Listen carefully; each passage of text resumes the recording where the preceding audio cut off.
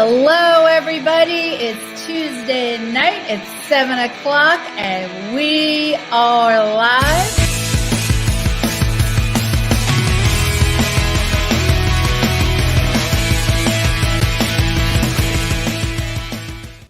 Hello, everybody. It's Tuesday night. It's 7 o'clock, and we are live. Welcome to V-Talks. I'm your host, Veronica Brockwell. Well, tonight we're going to get organized. I'm very excited for our guest, Dawn Falcone. She was supposed to be on a couple of weeks ago, but she and I were both under the weather, and so we rescheduled, and I apologize for that. But she and I are wonderful now, and we are here to help you kick all of your clutter to the curb. And this evening's topic is time management. Dawn Falcone, she is the New York City's Chaos Liberator, and she teaches people how to kick their life-clogging clutter to the curb. She is a graduate of the Fashion Institute of Technology. She's an entrepreneur, and her work has been featured in Women's Wear Daily, Women's Day, Real Simple, the Chicago Tribune, Huffington Post, HGTV.com. I can go on and on and on because she really is that fabulous. And I'm going to bring on my friend, Dawn Falcone. Hello, how are you? How are you? I'm good. I was reading this off my phone and I didn't have my glasses on. I'm sorry. I'm like squinting. Everyone's like, God, Veronica. I'm like, oh. I feel you. I know, because we were trying not to wear our glasses tonight. We're trying. I don't know. We'll see how far I get. And you had lighting tonight. Not my full lighting kit, but some lighting, yes. Yeah. So let's just be clear. John's husband is a producer in New York City. So she has he comes in and he sets her all up. He sets me up. He lights me. He moves me over if I'm not centered. And yeah. I know he was moving me over too. Yeah. But I think I moved from that. I think it's okay. It's all right. So, Dawn, I know you've been on this show before, but if you could tell our audience a little bit about what you do, and then we'll get to the topic of the evening. So I have been in business since 2005, and I help people make space for what really matters to them. So if it means they need more space in their home or apartment, I help them clear out the clutter and get organized. Sometimes people need more space in their schedule, so then I help them clear out the clutter in their schedule. And I pretty much, love digging in and going deep with people and helping people really let go of stuff that they don't need and stuff that doesn't have meaning for them, and stuff that's holding them back. So it could be physical stuff, it could be emotional stuff, and that's what I do. And Dawn, that kind of stemmed from you being in New York City, and the spaces are very small there. So that was sort of the catalyst, right? I mean, I think I've been doing this my whole life, and I didn't realize it was a job because I grew up with a mom who was chronically disorganized, and so I spent a lot of time reorganizing her closet and the kitchen drawers and the cabinets, and I didn't know it was a job for a long time. And it was actually a family member that pointed it out to me, like, hey, you could be a professional organizer. And I'm like, well, what is that? And I did the research, and here I am. Yeah, and a lot of your clients are in the city, right? A lot of my clients are in the city. I do work virtually too. COVID helped that along. So I now have clients all over, which is wonderful. So I can work virtually. But yes, I have a lot of clients in New York City. And yes, we have much smaller spaces than other people have. Well, right. Of course. And sometimes there's whole families living in a 2-bedroom apartment. And I'm brought in to help make it work. So there's no basements. Nope. No. I mean, sometimes you just have a 900 square foot apartment and that's it. Right. So It's interesting. I feel like living in New York City has made me better at what I do because I also live in a small apartment with a child and a dog and a husband. So I have to practice what I preach or else we'd be overwhelmed by stuff. But I also feel that it doesn't even matter how much space you have. These things can cause you stress, right? Having a lot of clutter. Yeah, I mean, what I have found is I have worked with clients in Connecticut and Westchester and Rhode Island, where I'm from.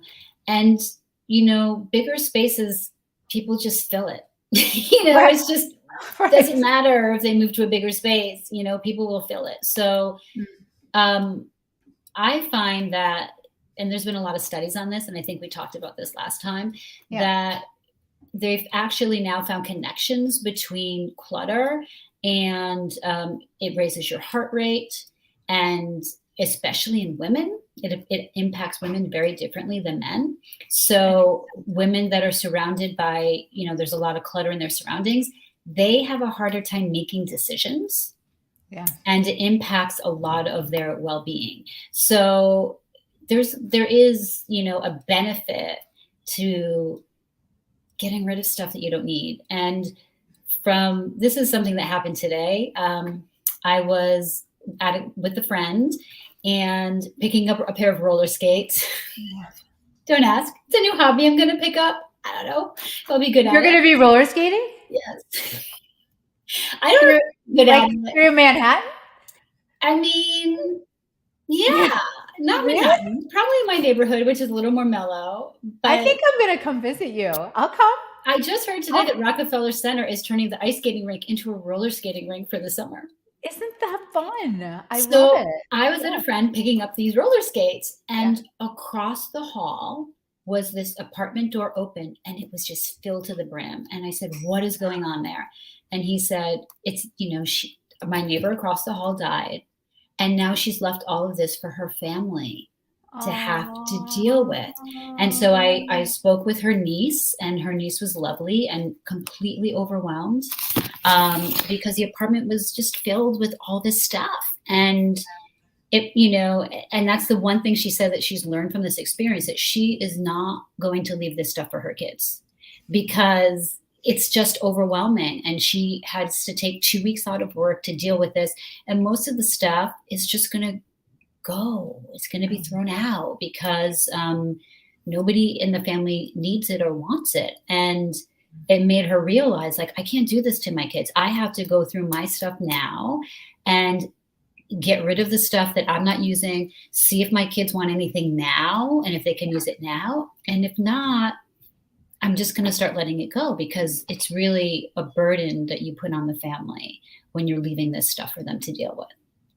Well, you've been to my house and you know that I've collected everything from everyone that has passed, and it's in my basement. And I don't, it's just, that's where it sits, and you're not using it. You feel guilty. Yeah, right? I was asked to take it. And so, it just sits there. I've actually just recently started letting go of those things and donating them because really, it's a lot of baggage, right? It feels heavy. It feels heavy when you're hanging on to some of that stuff. Sure. And, I'm not telling people to become a minimalist. I know that's like a whole other thing. Yeah. But if your clutter, is taking over your life and it takes you like all weekend just to like straighten up, then that's kind of a sign. Maybe you have too much stuff. I remember my client one time said to me, it takes me like all weekend to straighten up my apartment. And it's an apartment. It's not a house. And I said, yes, but if you got rid of a lot more stuff, cleaning would be a breeze. Exactly. It'd go lickety split. So, yeah. All right. Well, let's dive into tonight's topic. And I have to tell you, I need you right now very badly. And I'm so glad that you suggested that we talk about this. We're going to talk about time management. Right. And the tricks of time management. Look, everybody needs more time. in their day to get things done. Sure. And we also overload our schedules, which is something we'll talk about in a minute. But there are time management tools and tricks to help you gain more time in your day. And so that's a little bit of what we're going to talk about today. Okay, so we are going to start off with the 4 do's of time management. So this is really very simple. Yes. You know, when you're looking at your to-do list, the first thing you do is like, what am I going to do? What can I delegate? You know, what can you pass on to someone else, whether it's someone in your family or, you know, paying someone to do it? What can I delay or defer? What doesn't have to happen now? Mm-hmm. And what can I drop altogether? Because sometimes we have something that stays on our to-do list for months and it's really not a priority. Maybe it's just a wish, but you have to also be realistic if you don't have the time to do it. So I do feel that. So do is what on your list has to be done and can only be done by you. And we'll get a little bit deeper into this as far as like, you know, the steps of getting more done is, and we'll talk about that with deadlines and things like that. So do is the things that only you can do. Okay. And delegate is what can you pass on to someone else? And it can be something simple like, you know, you've got kids of a certain age and maybe they have to start doing some chores around the house. You know, I don't vacuum anymore because that's what my son does. You know, he does. Yes, he gets paid. He has chores. Nice. And every week he dusts and he vacuums. And that was my job. And now that opened up more time for me, but he's also learning skills and responsibility on top of it, you know? Or maybe it's something as simple as you completely get overwhelmed with laundry and you're working a lot and you have enough money coming in. Maybe you hire someone twice a month to do your family's laundry, or maybe you take it somewhere, drop it off, right? That's a very New York thing. You take your laundry and drop it off and then you pick it back up and it's done. Oh yeah. But it's little things like that, you know, we feel like we have to do everything, but we don't have time to do everything. No. And when you are trying to do everything, so much kind of lands, like it just falls by the wayside. And usually it's the stuff that's for you. You know, for you and your well-being. Usually that's what falls by the wayside. Yeah. And so delegating things gives you a little bit more time. Delay or, you know, defer is maybe you've got something that's been on your schedule for months and it's just not that important. It's a wish, you know, could be something simple like, oh, I'd love to go look at bathroom tiles. Okay, well, you're not going to be doing your bathroom for 6 months. So take that off your list.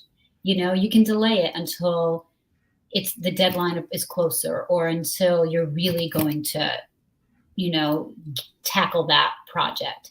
And drop is, you know, letting go. You can't do everything. So what's really not a priority? What can just go away? What do you have on your calendar that really doesn't need to be there? Yeah. So those are your 4 Ds, those are your Ds, the 4 Ds of, you know, time management. And that's a very simple version. Yeah. We'll get a little more in depth, but that's the very simple version. So this is interesting to me, mm-hmm. and I want you to explain this. Multitasking isn't a thing. No. And I'm the queen of multitasking. So you think you are. This might be my problem. I think we're getting to the problem. We women have been told for a very long time that we're awesome multitaskers. And it's kind of something we kind of wear as a crown, right? Like we're really great multitaskers. I can do 10 things at once. Watch this.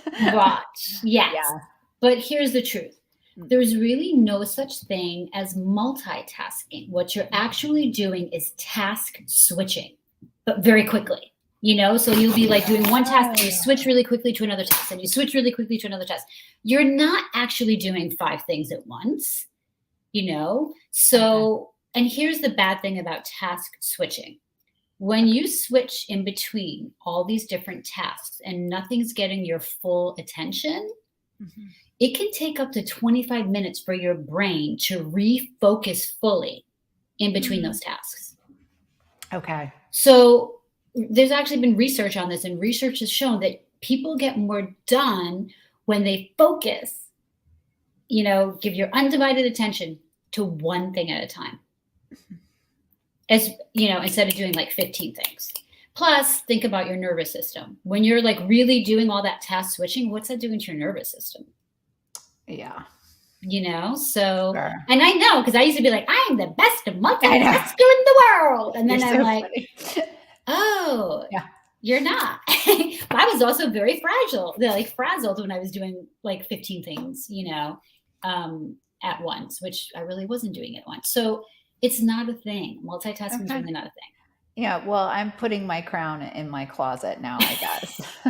But really the worst thing about it is that it takes the brain so much time to refocus. Yeah. Like fully refocus in between all of that task switching, which isn't good.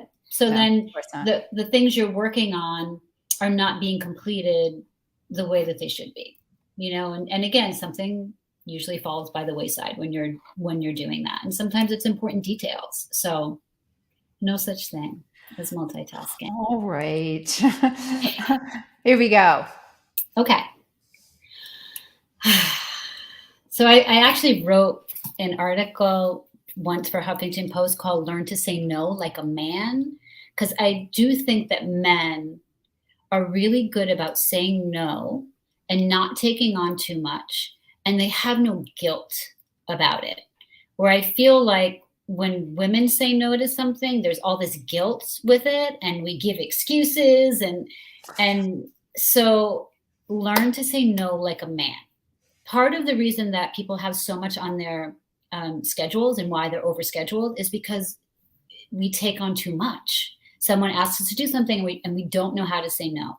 So I want to encourage everyone to practice saying no when someone asks you to do something, especially if you look at your calendar and you don't have space. And there's different tricks that you can do.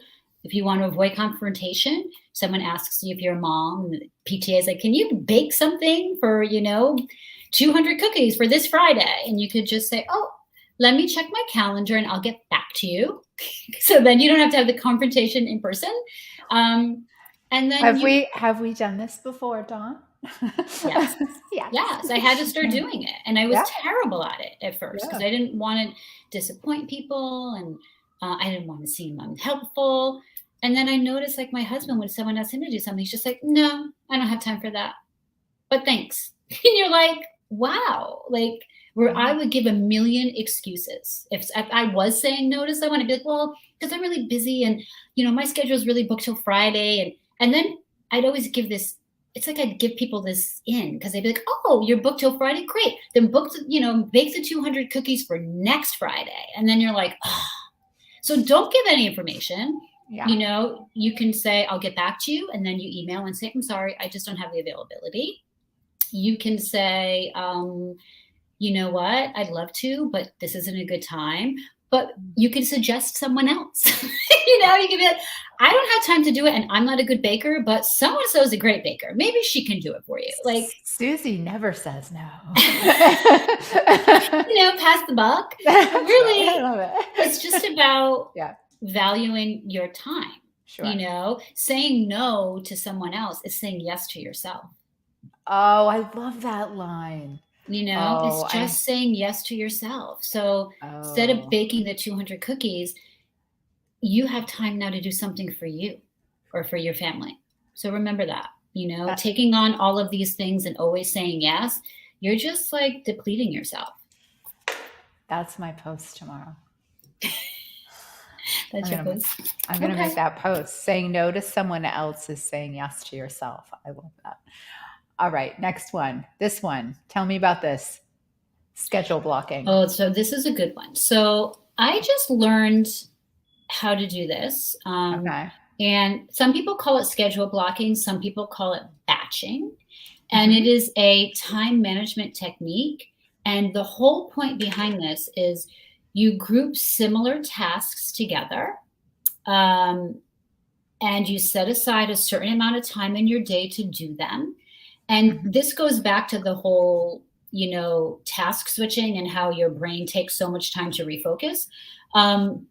When you do batching, your brain is so focused on that one thing for this block of time. And so you group similar tasks together, and it's actually like a solution we're such a distraction driven society. And time batching is actually the cure for that, because you have these blocks of time where you're really focused on something. Then you take a break, and then you switch to a different task that maybe takes a different part of your brain, but you give yourself a break in between to give your brain time to refocus on a different task. And I can explain a little more. Like, for instance, let's say you're a person who checks their emails 20 times a day. In between doing everything, you're constantly checking emails. And that's a distraction, right? Because you're checking emails instead of writing this report, or you're checking emails instead of making this phone call. What time batching or blocking would do is you'd have certain times of the day where you check your emails. Maybe in the morning from 9 to 10, that's when you check and respond to emails. Then you get to do it again right after lunch, for an hour. Then you do it at the end of the day for an hour. And those are your blocks of time that you're checking your emails, and that's it. And you're not checking emails 50 times during the day. You've got those times when you check emails. And I've even had clients where their last check for work emails is at 5 o'clock. And then they'll put a little autoresponder to people. If I check my emails at a certain time of the day, if I receive this email after 5:30 p.m., I'll respond to it the next day. Okay. So that people just don't think you're on call all the time. One thing to keep in mind with time batching is, you've got to group similar tasks together, but there's a certain depth to some tasks, right, that take a little bit more focus. So emails is kind of like low depth, right? Doesn't take a lot of, focus necessarily to answer emails. Sure. But maybe writing a report and really focused on writing a report or something for work, or doing research for a project for work takes more. So that's a deeper depth. So you want to put together things that are the same depth. So maybe you have these 2 hours in the morning where you're answering emails and just making phone calls. And that's what you're doing. You don't want to put with your emails and researching this project for work, because it's a different depth, which means your brain and your focus is different. So you put things together that are like the same focus level. Keep in mind how you are during the day too. If you know that you kind of get, sluggish after lunch, then don't schedule in your day where you have these really deep focus stuff after lunch. Maybe you do that stuff first thing in the morning. Maybe you're better at doing that in the morning.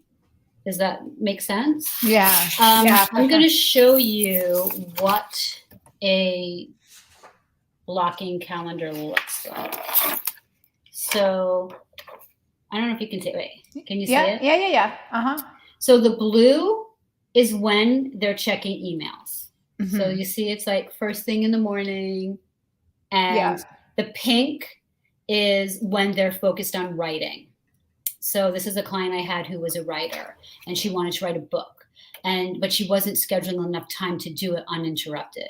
And then we figured out, okay, so when do you feel best, during the day? And she's like, oh, I feel best like around 11 o'clock.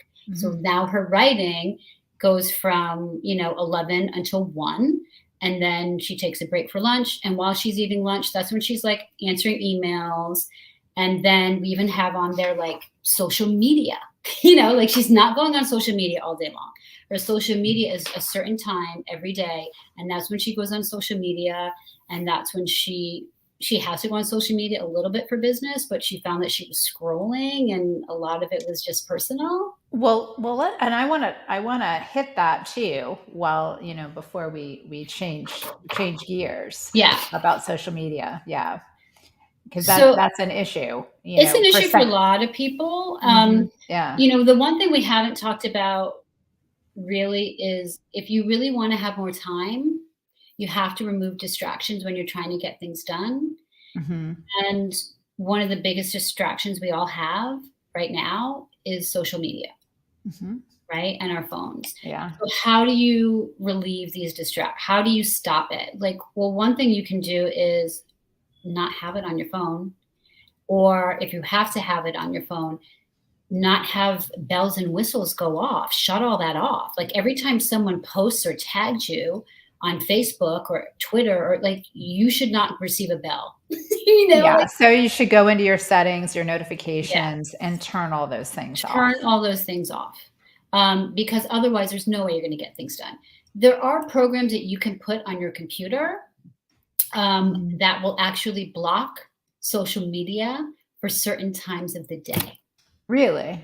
Yes. I mean, I have not done that yet, but if you find that you create a schedule and you're only going to do social media during certain times of the day, and then you find yourself still doing it because it is an addiction, right?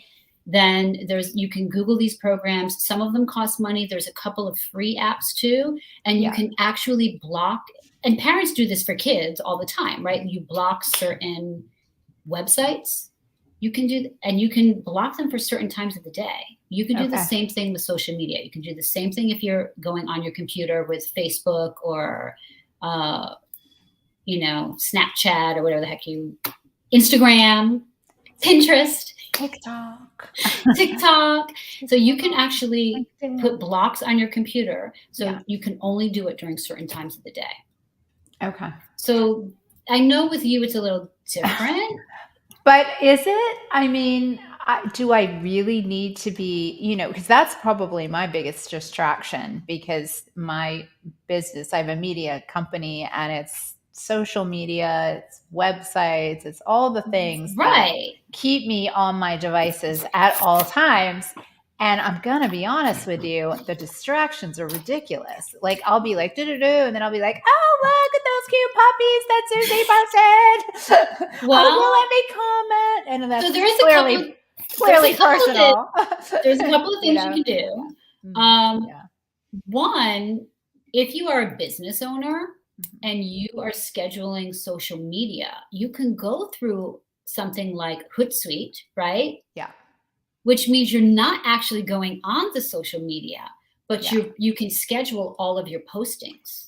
Yeah, I do that, but I also have clients that hire us to be more interactive. Right. So that makes it different. Yeah. A little so you challenging. have to. So when you say interactive, you're going in and you're helping them respond to comments and stuff. Correct. Yeah. So sometimes I have to do a little of that. Not all clients do that. Usually we do a content calendar and it's all done ahead of time, and everything's loaded up. But of course, like I said, but what happens ultimately is I'm like, Susie's posting puppies, and I'm like, oh, that's so cute. Oh, look you at the can baby. Delegate that look to at the someone baby. else. I know. Look at the baby. Right? Yeah. You can just delegate that to someone else. I know. I mean, it's hard. It's hard because it's tied into your business. Something you can do is you just have a certain amount of time that you allow yourself to be on social media during certain parts of the day, so that it's not 4 hours. If you have 1 or 2 clients that you have to answer them, go in and answer comments, you shouldn't have to answer it constantly. So you have a certain amount of time, certain times of the day where you go in, you respond to comments, and look, I'm only giving myself a half hour to go in and respond to comments on this page and a half hour to respond to comments on this page. My hour's up. I'm off of social media. Yeah, I think that's a really good idea for me to do something like that. But I mean, everybody needs to do it. It's still batching, right? Yeah. It's still, batching or blocking. It's hard. Social media is hard. It is highly addictive. Yeah, sure is. All right. So we're going to go through steps to getting more done. Steps to getting more done. Okay. I'm sitting here loading up banners. I was paying attention, but I was like, crap, I missed those. So hope I spelled these correctly. That I always tell clients, and I do this myself, when you're getting ready to put things on your calendar, know the deadlines and put it right on your calendar. If you've got, today I've got to do this, whatever it is for work or something like that. Know the deadline and put the deadline right on the calendar.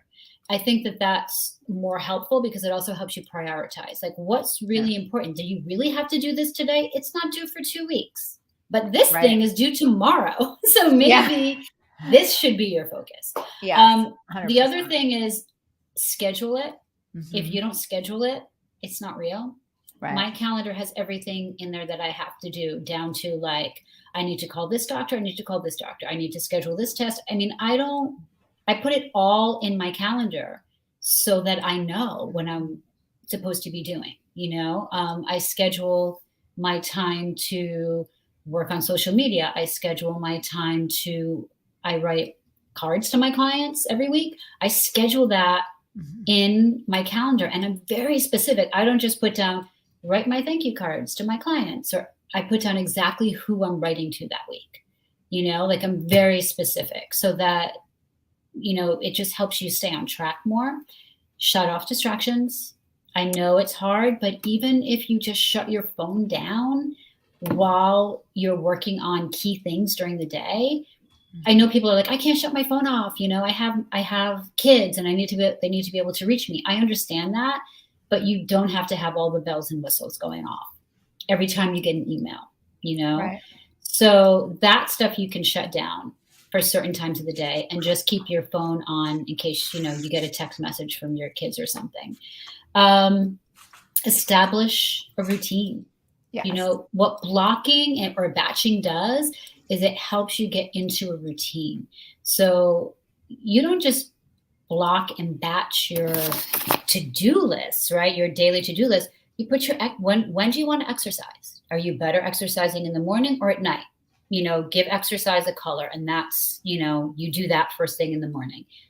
You add in time to just do nothing. That's on your calendar. Big blocks of time where you're just playing with your kids or playing with your pets or just doing something for you. So, and I think that's a lot of people miss that. They're scheduling everything for work, but they're not scheduling me time. Me time is a huge part of blocking and batching when I work with my clients. When I look at their day and they give me their to-do list, and then I always bring it back to, what about you? What about the time you want to spend with your kids or your pets? Like, where is that? Because I don't see how any of that's going to happen in the day that you've created for yourself. And it's not sustainable to keep going like that. So definitely add that time in. And it could even be, and you don't have to be as specific with that time. Like, I'm going to take a bath at this time, and then I'm going to read a book. Like, you don't have to be that. It's just a certain color. I know, like, wait, I got to read my book now. Hold on. I only have 10 minutes. I only have 10 minutes. Pick a color that you love, and that's your me time. And me time could literally be sitting and watching Netflix. It's just time that you're like decompressing. Yeah. So it's really important to schedule that. Yeah, and then, absolutely. I just think that I'm a huge fan of time blocking, and I only started doing it probably I guess 2018 is when I started. Mm-hmm. And then, of course, with the pandemic, it all went to crap, because our days were just like bleeding together. And so now I'm starting to get back into it. And I realized not doing it, and now doing it again, I'm not only am I getting more done, but I have more time to do the things that I want to do. And I felt like when I was home, with dealing with the COVID and everything else, I felt like my days just got away from me, and I didn't have the time that we all thought we're going to do so much now that the whole world shut down. I'm going to learn to knit and do this and that. And the days just got away from me, and I didn't do all that stuff. So I'm just a creature who does better with a schedule and, and things kind of delegated. Some people maybe aren't that way, but I think for the most part, if you really want to be more efficient with your time, it's something that everybody should at least try, at least part of your day. And I don't batch my weekends, by the way. My weekends are just free, unless I have to work on the weekend. But otherwise, I'm not crazy batching my weekends too. Yeah, because I feel that, people, if they would take the time to follow these steps, they would see immediate results. Immediate. It's not just the results they would see is not just, more time. I think it's also less frazzled, like feeling less frazzled. Whenever I meet with a client who's anxious or a client who says something to me like, I feel like time is slipping away, or, my life is moving too fast and, it feels like it's already half over. And what have I done with my life? I always look at their schedules and say, let me see what's happening in your day-to-day life. And I think there's just something about the batching and blocking that adds a calmness to your day that otherwise isn't there when we're trying to do too many things and there's too many plates spinning in the air. Yeah, well, it's like decluttering your home, right? Yeah, the same thing. It's like keeps that really easy. So it is very much the same thing, right? So yes, it's just the same feeling. You know, when I go in and my desk is just like covered in paper.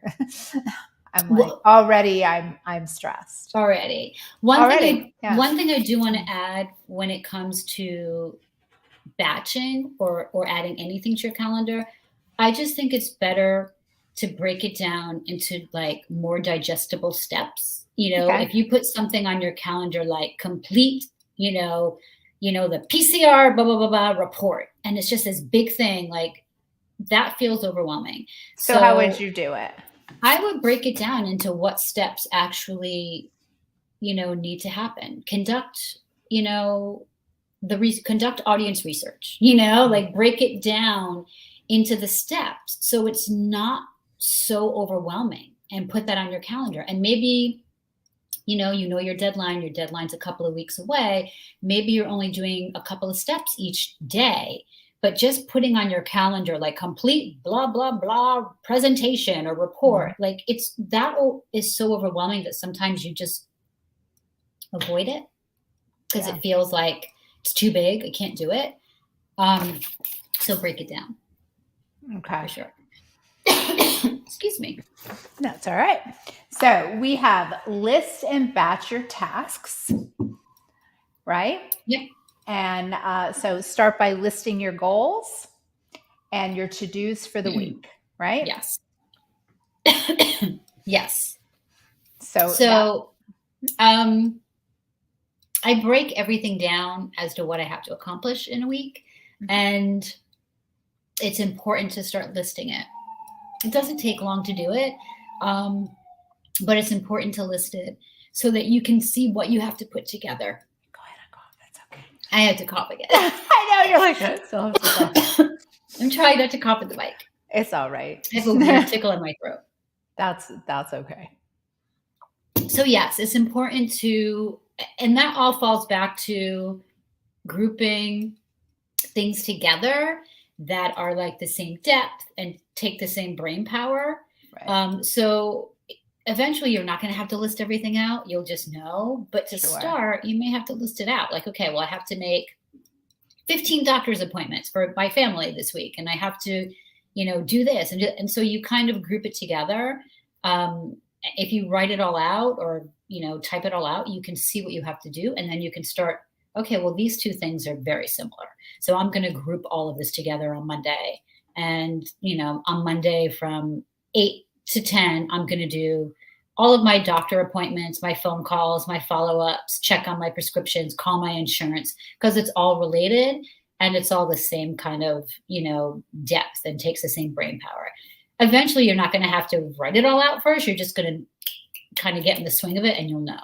But in the beginning, you might have to really like write it out and look at it and say, oh, these two things are very similar. And remember, in between, take a break. So if you're batching and from 8 to 10, you're on the phone, making phone calls and checking on doctor's appointments and calling your insurance and arguing with them about things.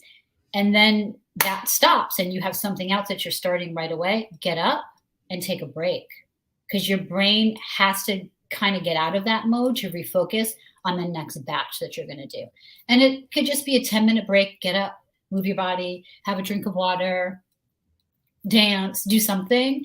It could even just be a change of scenery. Maybe you made all your phone calls in the kitchen and now you're going to get up and move to your office to focus on work. But you need to physically get up and take a short break whenever you're switching your tasks, when you're batching or blocking. And you have a reference to shallow tasks and deep tasks.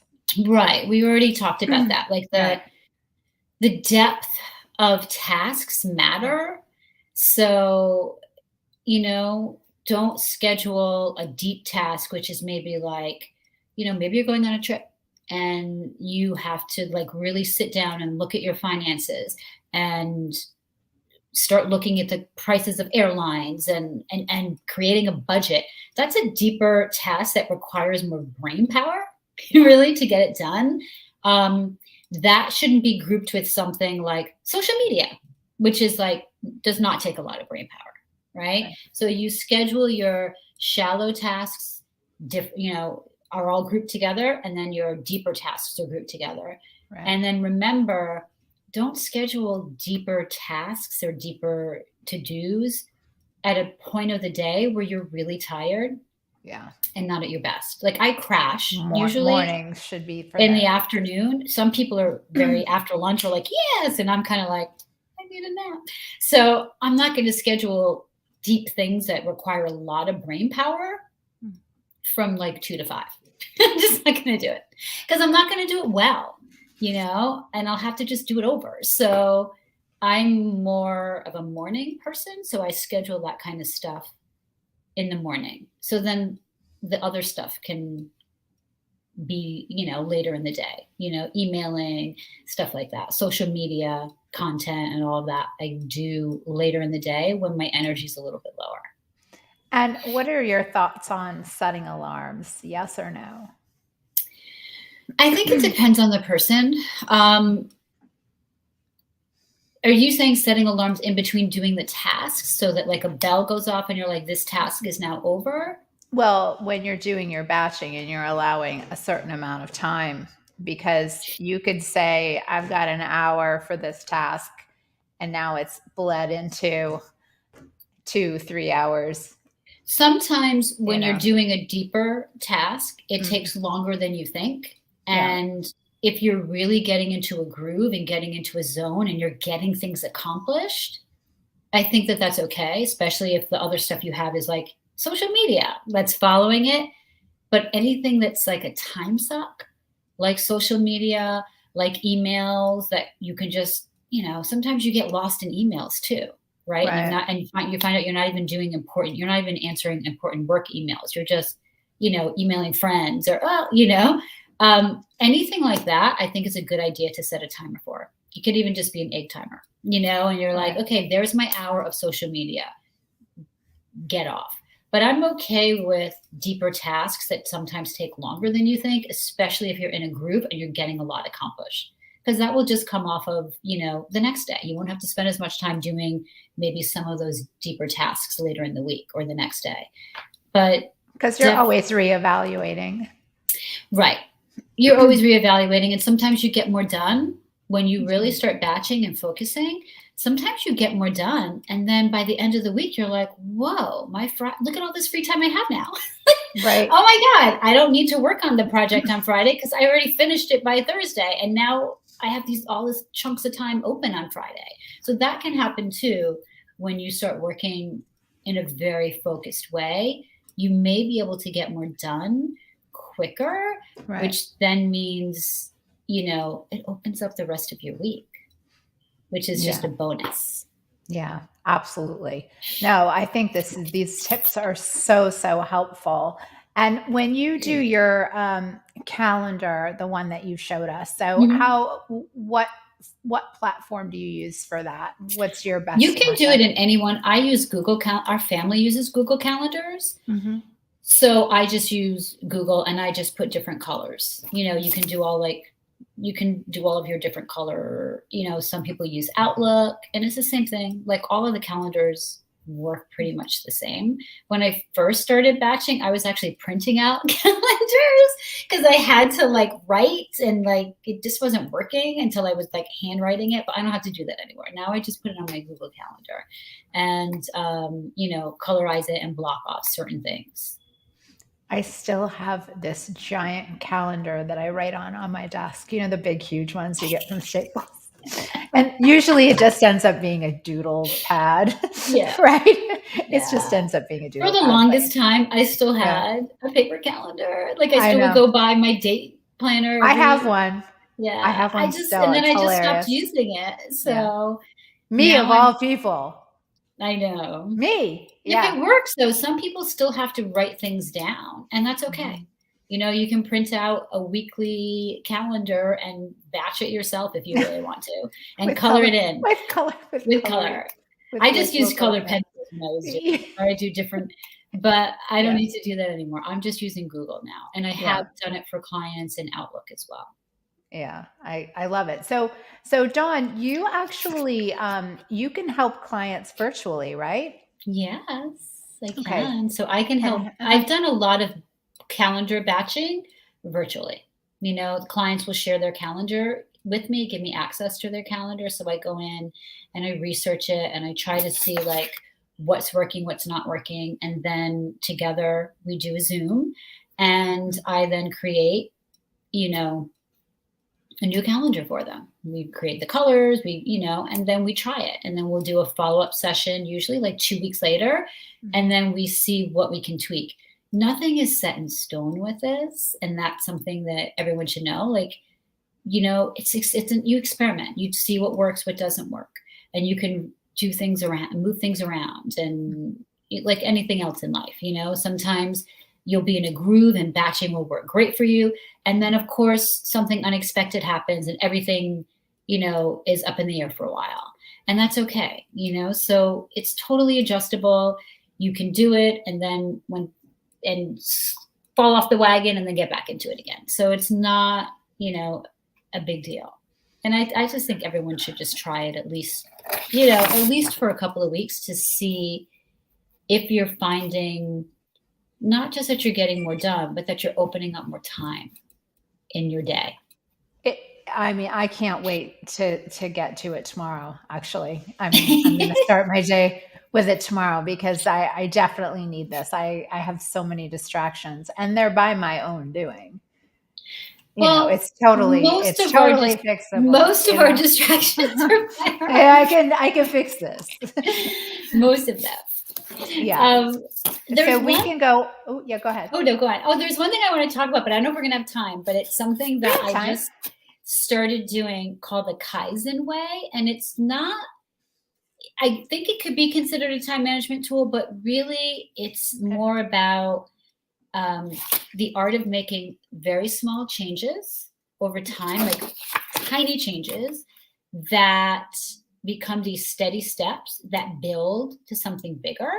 Okay. And it's a way, how your brain has like these built-in like resistance to change, and it's a way to bypass some of that. And it's something that I just started using with clients recently to make change, because sometimes change is really hard, right, for people.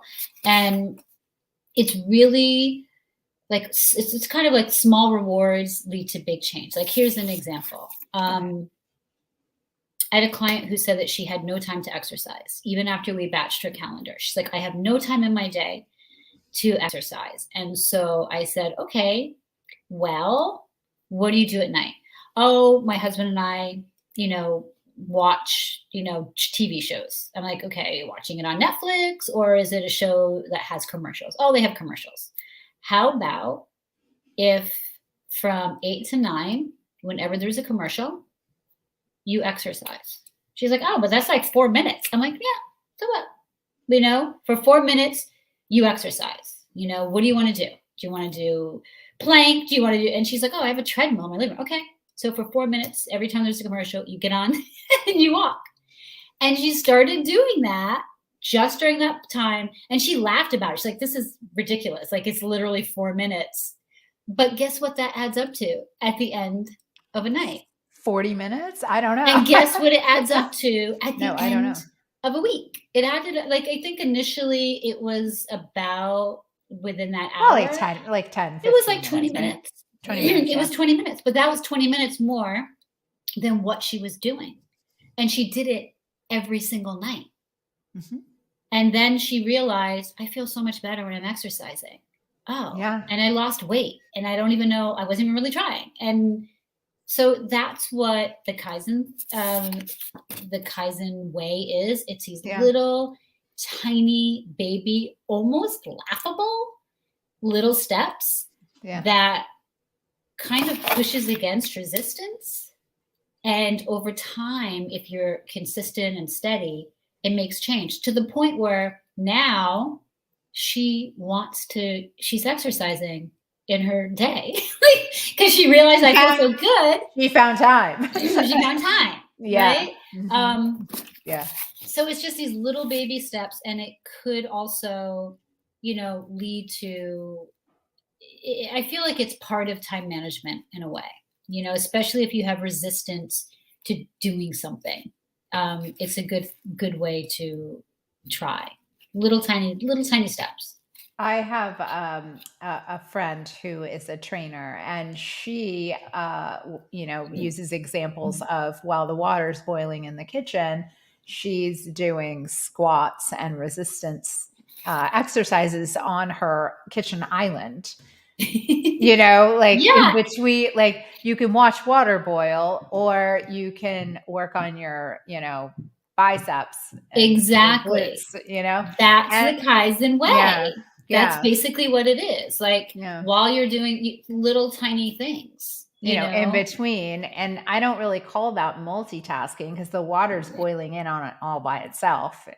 While there's a commercial on and you're walking on a treadmill, that's not multitasking. Like we don't usually, you would just be sitting there watching it. Now you're standing and walking. Yeah. And watching, right. Exactly. But, it doesn't take any brain power to watch a commercial. So that's basically what it is. And I love it. It's a good idea. It adds up to something. Right. Mm-hmm. And even if my client never added exercising into her calendar, even if she just kept doing what she was doing, that's 20 minutes more a day, which adds up to over an hour a week that she wasn't doing before. Or sitting on a medicine ball while you're on the computer. Right. You're getting your core in. You're getting your core in just by sitting there. Just sitting there. I love it. I have one. I just kept falling off of it. I guess the table. The table might have. Yeah. I don't know. I tried though. And but then I was getting annoyed. So I got rid of it. But I did. I actually had the medicine ball and I was sitting there. Not everything's going to work, but at least you tried.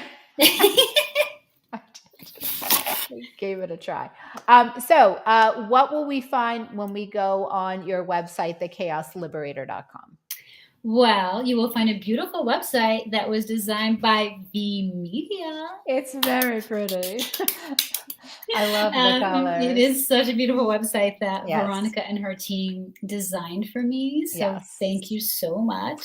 You're welcome. Thank you. And it's brand new and we're very excited. So if you go on my website, you can see a list of all the services that I offer, both in person and virtually. You can see some of the work that I've done, the before and the after pictures. You can read a little bit about me and how I got into this. And, I help people all over the country. So you don't have to feel like I live in Massachusetts, I can't work with her. Yes, we can. The magic of Zoom.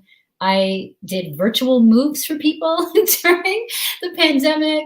I've done the batching scheduling with people. I've helped people declutter their entire homes virtually. Because you see it with the camera, right? I see it with the camera.